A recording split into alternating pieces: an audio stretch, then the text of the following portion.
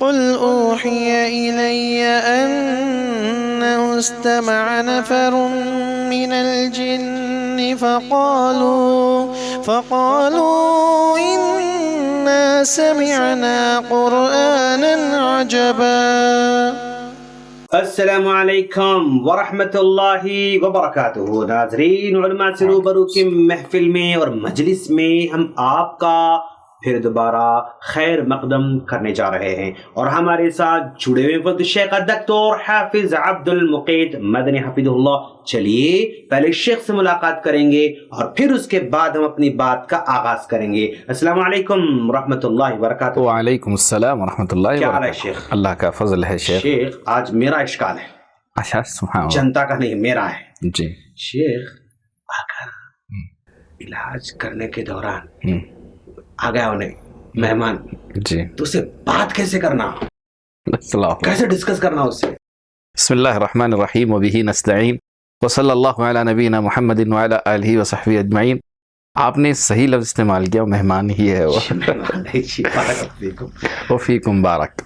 سب سے پہلے انسان جب وہ آوازیں کرنے لگے تو اس سے بات کرنے کی کوشش کرے۔ معالج جب جن آوازیں کرنے لگے، غرانے لگے، تو اس سے بات کرنے کی کوشش کرے۔ جب بازو والا بیٹھ کے بات کرے تو جی ہاں، بات کر سکتے ہیں۔ سکتا ہے۔ جیسا ایک آسیب زدہ شخص جو ہے جن سے بات کر سکتا ہے، اسی طرح ایک معالج یا عام آدمی بھی جن سے بات کر سکتا ہے۔ اور اس کے لیے میں بس ایک بات بتاتا ہوں کہ ایک عالم دین علاج کر رہے تھے، تو جن سبحان اللہ بڑا ذہین تھا، جیسے میں نے آپ کو بتایا۔ ساؤتھ انڈیا میں تروپتی سے بھیجا گیا تھا وہ، نعوذ باللہ، اللہ کفر و شرک کی جگہ سے ہمیں محفوظ فرمائے۔ تو اس نوجوان پہ جادو کر دیا گیا تھا۔ تو جب علاج کرتے شیخ وہ، تو مختلف زبانیں بولتا، جس میں عربی زبان بہت اچھی بول رہا تھا، اور وہ مسلمان نہیں تھا۔ اچھا جی، تو شیخ نے مجھے بلایا تھا کہ آپ عربی اچھی بولتا ہے، یہ روانی سے بولتا ہے، آپ بھی اس کو اسلام کی دعوت دیجیے عربی زبان میں۔ تو الحمدللہ میں نے اسے اسلام کی دعوت دی۔ بتانے کا مقصد یہ ہے کہ شیخ اگر مقامی زبان میں بات کرے تو اس سے اندازہ ہو جائے گا کہ مسلمان ہے کہ یا غیر مسلم ہے۔ الغرض جو بھی ہو، آپ اس سے بات کا سلسلہ شروع کر سکتے ہیں۔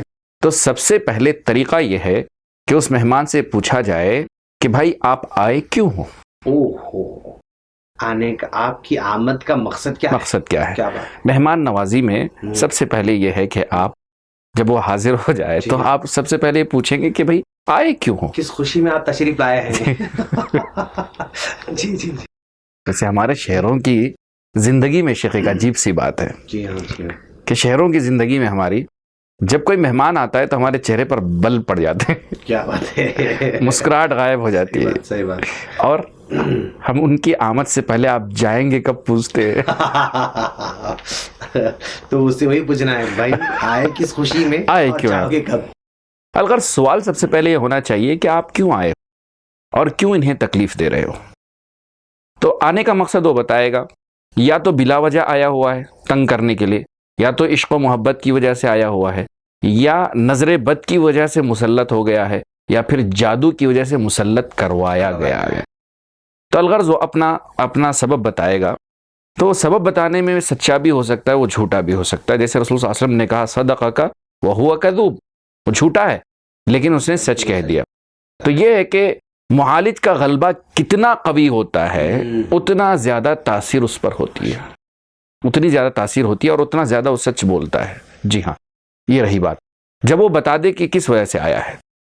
بعض مرتبہ وہ یہ کہتا ہے کہ میں اس پر حاوی اس لیے ہوا ہوں کہ یہ شخص نے مجھے تکلیف دی ہے۔ تو یہاں ضروری ہوتا ہے کہ معاملے کو حل کیا جائے۔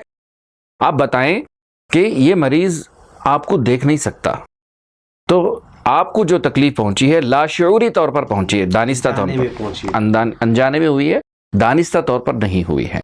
تو لہذا معاف کر دیں، آپ معاف کر دیں۔ اگر جن یہ کہے کہ فلاں نے مجھے تکلیف دی ہے اور تکلیف دینے کی جگہ کون سی ہے، اگر وہ کہے کہ خود جو مریض ہے اس کے گھر میں، یہ اکثر ایسا ہوتا ہے، تو آپ اسے سمجھائیں کہ بھئی یہ اس آدمی کا گھر ہے، گھر تو اس کا ذاتی ملکیت ہے، مہمان بن کے آئے تھے اس کے بالکل۔ تو اپنی ذاتی ملکیت میں تصرف کرنے کا اسے حق ہے۔ تو کہیں بھی کوئی بھی چیز رکھے اس سے آپ کو تکلیف ہو گئی یا آپ کے سر پر گر گئی, آپ کو چوٹ لگ گئی یا کچھ اور وجہ ہوئی, ان کا اپنا ذاتی حق ہے. تو لہذا ایسی صورت میں آپ اس پر ظلم نہ کریں, اس کی جگہ چھوڑ کر آپ چلے جائیں.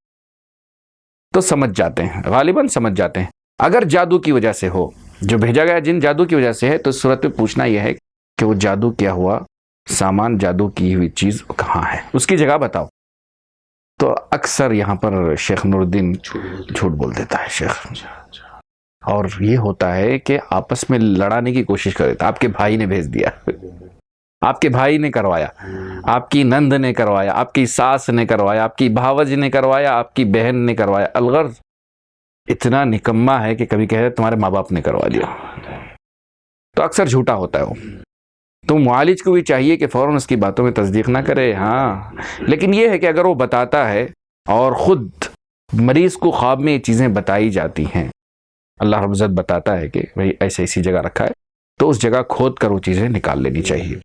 ہاں, اگر جن یہ کہے کہ میں مذاق سے ان پر آ گیا ہوں, تو اس کو بتائیں کہ تکلیف دینا حرام ہے. تکلیف دینا حرام ہے. آپ مسلمان ہو, ایک مسلمان کو تکلیف نہیں دیتا بلکہ مسلمان کی مدد کرتا ہے. تو اس طرح کی باتوں سے انشاءاللہ امر بالمعروف نہی عن المنکر سے انشاءاللہ بات سمجھ میں آ جائے گی اور وہ چھوڑ کر چلا جائے گا. ماشاءاللہ, بارک اللہ فیکم شیخ. آپ نے ماشاءاللہ کتنی اچھے انداز سے, واضح انداز سے, پیارے انداز سے آپ نے سمجھایا کہ اسے کیسے بات کی جائے. لیکن ہماری خواہش ہے ایک مرتبہ آپ کسی مظلوم آدمی کا علاج کریں اور ہم آپ کے ساتھ رہیں اور آپ کی باتیں سنیں, تو انشاءاللہ مزہ آئے گا انشاءاللہ.